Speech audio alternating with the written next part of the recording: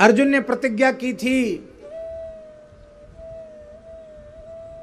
कि जो मेरे गांडीव की निंदा करेगा, कहेगा गांडीव दूसरे को दे दो, और मुझे नपुंसक कहेगा, वह कोई भी क्यों ना हो, मैं उसका मस्तक काट डालूंगा।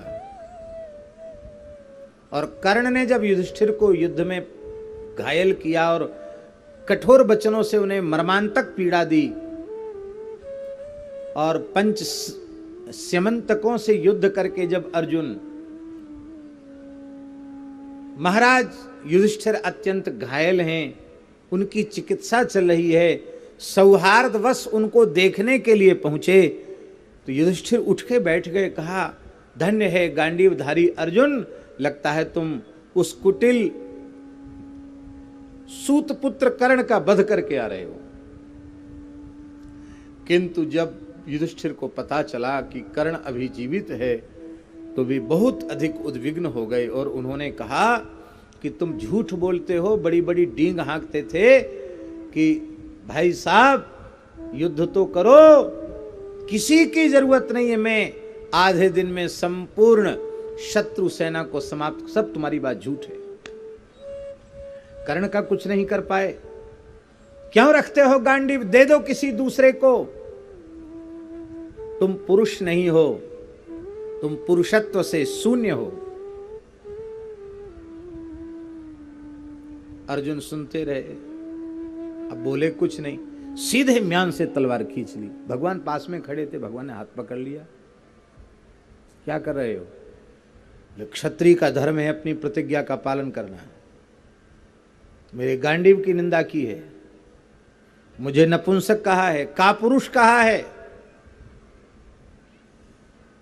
मैंने जीवित नहीं छोड़ सकता, मैंने प्रतिज्ञा की है।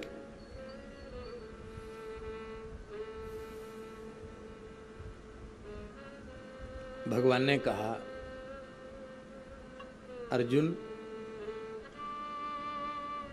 सहसा विदधीत न क्रियाम अविवेकः परमा पदाम पदम वृणुते ही विमृश्य कारिणम गुणलुब्धा स्वयमेव संपदा। अविवेक पूर्वक कोई कार्य नहीं करना चाहिए। काम तुम्हारा विवेक पूर्वक नहीं है, अविवेक पूर्ण है। तुमने शत्रुओं का वध करने की प्रतिज्ञा की थी, कर्ण का वध करने की प्रतिज्ञा की थी, वो प्रतिज्ञा कहां जाएगी?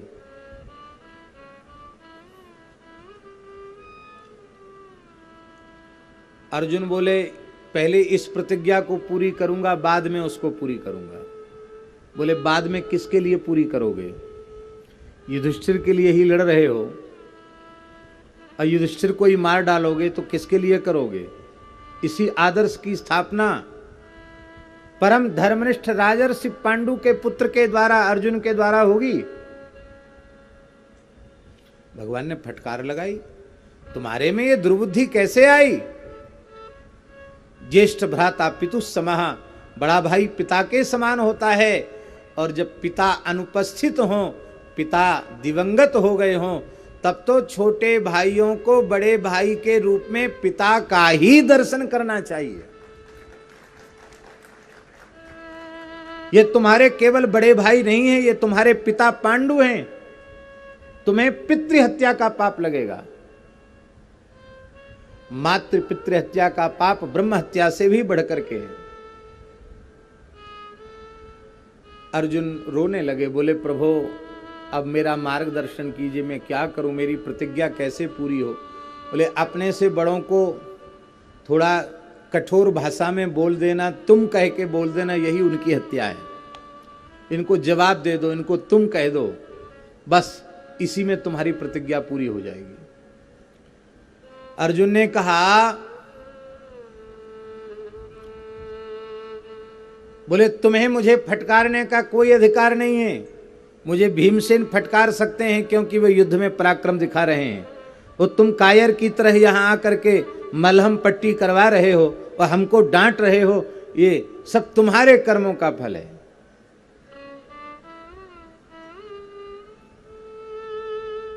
बोलते ही चले जा रहे थे, आवेश में भगवान ने हाथ दबाया, बस हो गया, इतना ही रहने दो, ज्यादा मत बोलो। युधिष्ठिर तो परम धर्म रूप ही हैं, धर्मराज ही हैं, वो समझ गए कि वस्तुतः इसने मेरा वाग्बध कर दिया। बोले अब तो मैं जीवित हूं ही नहीं, मरे हुए के जैसा हूं। अब भीमसेन को राजा बनाना, मैं जंगल में जा रहा हूं तप करने के लिए। भगवान ने कहा पकड़ लो चरण। बड़ों का सारा शरीर वज्र का होता है पर पैर कच्चे होते हैं, पैर पकड़ लो। अर्जुन तुरंत चरणों में पड़ गए, रोने लगे। भगवान ने हाथ फिराकर युधिष्ठिर को मना लिया, बिठा दिया। ऐसा करेंगे तो शत्रुओं में हमारी हंसी होगी, आप बैठिए। जैसे तैसे स्थिति को संभाला। अब फिर अर्जुन ने म्यान से तलवार निकाल ली। भगवान ने कहा अब किस लिए निकाली? बोले मैंने दूसरी प्रतिज्ञा कर रखी थी कि जिस दिन मेरे द्वारा मेरे माता पिता गुरु अथवा माता पिता गुरु के स्थान पर प्रतिष्ठित अपने से पूज्य बड़े, उनका अपमान जिस दिन मेरे द्वारा हो जाएगा उस दिन मैं अपना ही मस्तक काट डालूंगा। भगवान बोले वाह, ऐसा करो तुमने जितनी प्रतिज्ञा की है ना सबकी सूची हमको आज ही सुना दो। हर बार एक नई प्रतिज्ञा निकल आती है, कहां कहां तक तुम्हें जुक्ति बताऊंगा। नहीं मानोगे? अर्जुन बोले बिल्कुल नहीं मानूंगा, आज मैं अपना वध करूंगा। मैंने पिता के समान अपने पूज्य धर्मराज बड़े भाई का अपमान किया है, मैं अपना मस्तक अवश्य काटूंगा। भगवान ने कहा मत काटो। बोले प्रतिज्ञा झूठी हो जाएगी। भगवान बोले हम उपाय जानते हैं। अपनी बड़ाई करना आत्महत्या है।